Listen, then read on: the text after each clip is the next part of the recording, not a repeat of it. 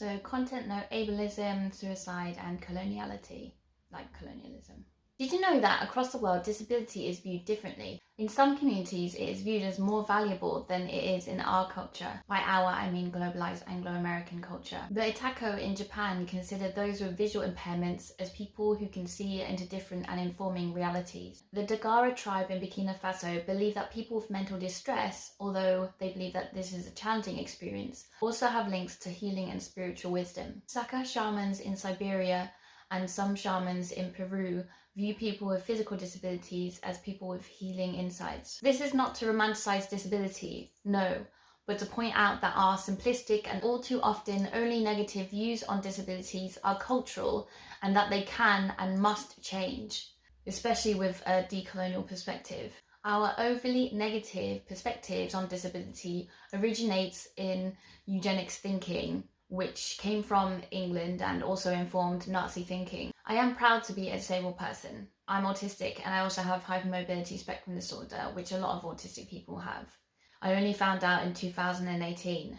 However, whilst I'm so proud of who I am, it's still so difficult to deal with the daily ableism that I have to go through. The comments about me being a burden for my partner, people treating me much more negatively since finding out, not being believed by family members like I'm claiming to be disabled for attention, to be treated like my disabilities are only negative, something to be ashamed of and something to hide by the very people that are supposed to love me. The reason I have been diagnosed so late is because of sexism, ignorance and neglect, both from my family when I was a child and from the medical system. People assume I'm overreacting, lying about my symptoms, framing me as mad, as deceitful to discredit my experience.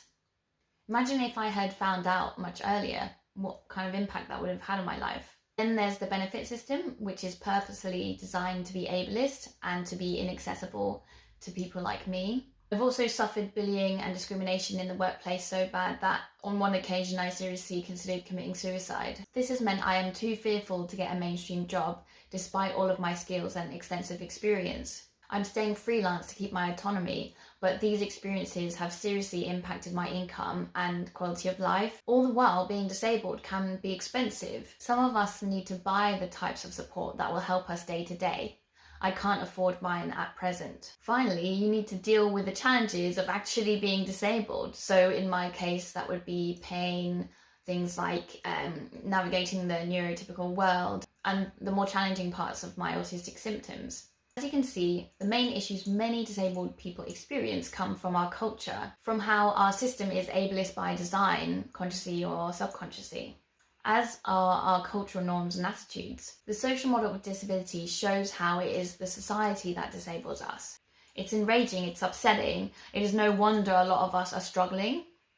We need your support. We need the help of non-disabled folk, just like we need the help of men in the work against sexism, the help of cis people in the work against transphobia, and white people in the work against racism. The fact that these things are cultural means that they can change, and I'm looking forward to when disabled knowledge is mainstreamed so much that life won't be so hard for so many of us anymore. I am proud to be disabled and to be a part of this community. It means I know how to prioritize my health, how to look after my body. I really love my fun synesthesia, my effective empathy, my expertise that comes from my special interests, my singing, dancing and humming stims.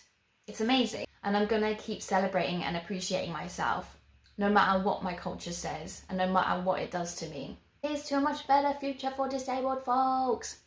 If you want to support my work, because creating these videos and writing this poetry and doing the YouTube videos that I do as well does take up a lot of time and energy for me. So feel free to buy me a coffee. There's a link on my profile. I also do lots of different areas for work that I can be commissioned for, such as video editing, communications advice and strategy work, data analytics, website design and creation. I also do diversity work, so I do trainings, accountability and diversity trainings, decolonizing disability and gender identity trainings. Additionally, I also work with disabled people as a disability personal assistant. So if you know any people or organisations who are looking for that type of work, just let me know. Thank you. But obviously, like, no pressure as well, and no pressure to buy me a coffee if you don't have the funds, and if you don't feel like it, that's absolutely fine as well.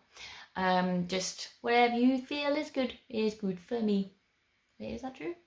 I want you to do what you want to do, not what I want you to do. Does that make sense? Cool. But I want you to do what you want to do anyway. Yes. Why am I doing this? I mean, I am into metal, but it doesn't really seem the right time.